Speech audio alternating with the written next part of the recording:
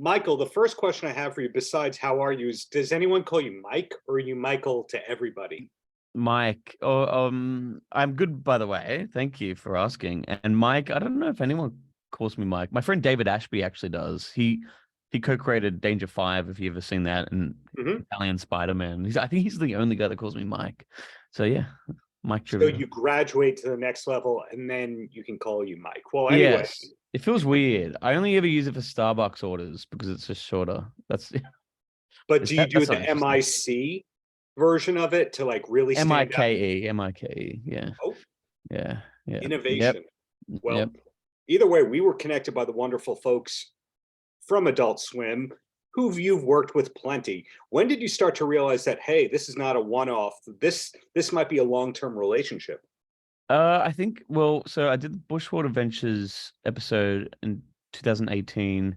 Mhm. That was such a great experience working with Ollie Green at Adult Swim. And after that, I met Mike Lazo in Atlanta, and he said he liked the episode and he wanted to do more stuff. And that's when Yolo happened. And then shortly after that, Smiling Friends happened. And I've just had a great experience with Adult Swim, and they're so accommodating to my stuff. And we have very similar sensibilities about, animation and comedy. So it's a very, very natural and rewarding relationship. They're great. When I go through your resume, there's a lot of different job titles where you're not just the, creator, animator, but also that actor. You're also a photographer in your own right. What you're doing now, was that the end game from all along of where you wanted to be? I don't know about the end game, but it's definitely like a nice place to be. Like you never know what will happen next. But yeah, actually, yeah, it's something I've always dreamt about doing as a kid. So yeah, pretty much an end game in a way.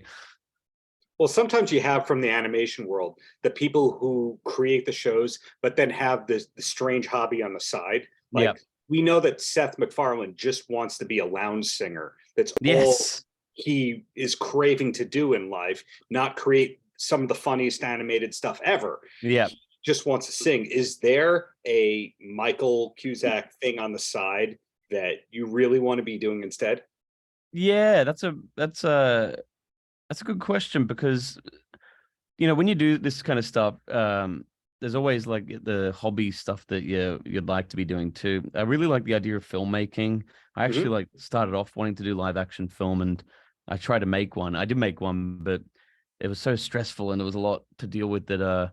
That's when I went into animation because I needed a break from trying to do the live action stuff. But it's always still been there in the background as a passion, and yeah, like one day I'd love to go back and try to do like an indie feature or so like yeah, just get into filmmaking again because I really love working with actors and working with crew. And when it's going right, it's really fun. When it's going wrong, it's like the worst thing ever. And that's what made me want to just be in a little room with Adobe Animate and just be like, oh, I'll just draw the sets and the actors. It's much easier. But yeah, I love filmmaking.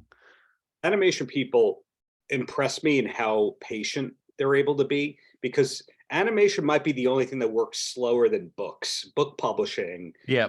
it's the manuscript is turned in a year and a half advance usually. In animation, they're waiting for the stuff to come back from Korea or whatever and come back develop. So you're a patient person by trade? Yeah, it depends. Not really.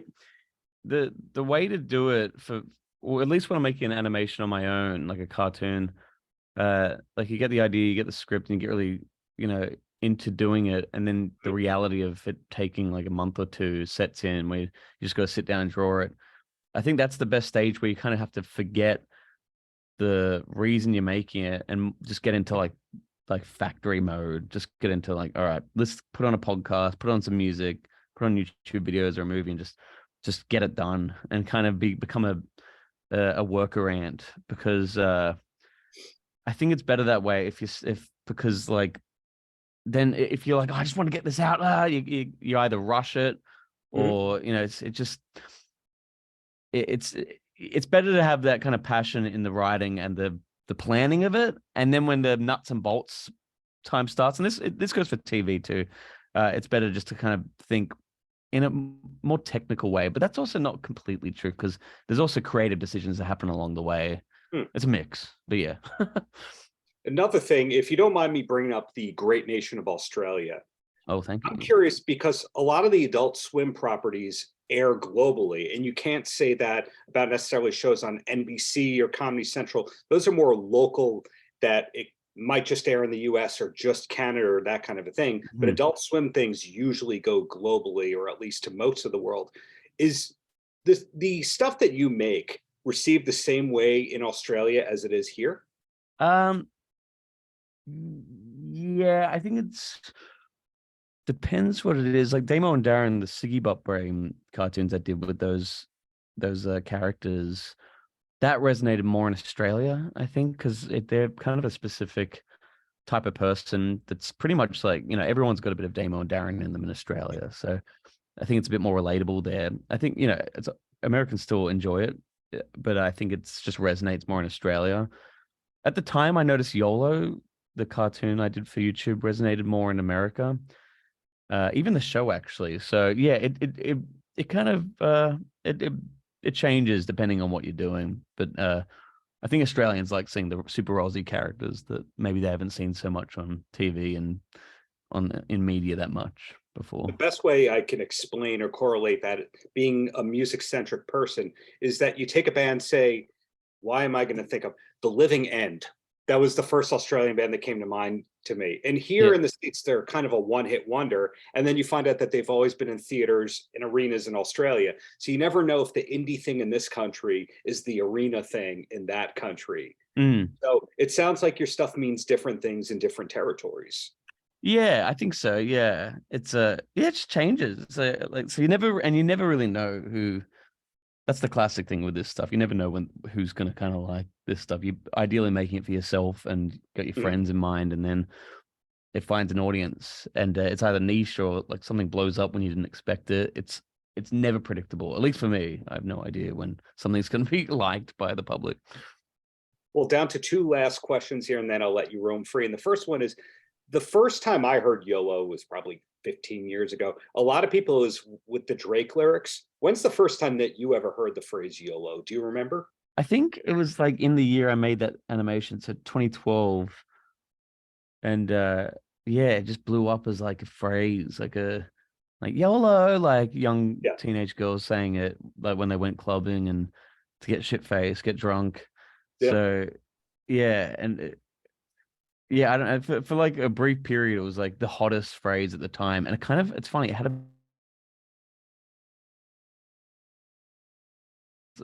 It became kind of annoying, but yeah. Now it's kind of like a classic old express. It's like an old timers expression. It's the original dead ass or whatever. Yeah, yeah, Every exactly. 5 years the new thing is. And the last question for you, you mentioned when you're in worker bee mode and you're really focusing that you listen to music or podcasts, what's music that you can listen to no matter what and still get your work done? Probably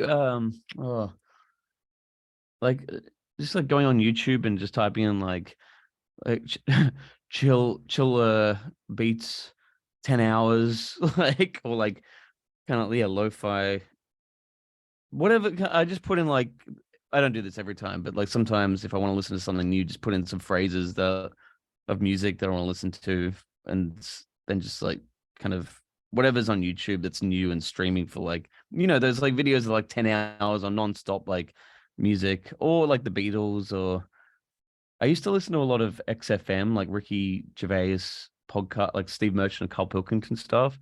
Those XFM episodes, not their podcasts, like before when they're on the radio from like the early 2000s, got me through so many sessions of animation when I was Carl, starting out. Yeah, they're just so relaxing. I used to sleep to them too. They were that relaxing. I Yeah. thought that you were going to say Rocky Four or Kickboxer. I thought you were going to be one of those like 80s montage music people. Oh yeah. I mean, sometimes, yeah, when the mood's right, but not all the time. Well, bottom line is this: congratulations on seeing this show through again, and looking forward to whatever is coming next from you, whether it's YOLO, whatever the show is. Thank you for your time, Michael. No worries. Thanks, Darren, and happy birthday. Paltrocast.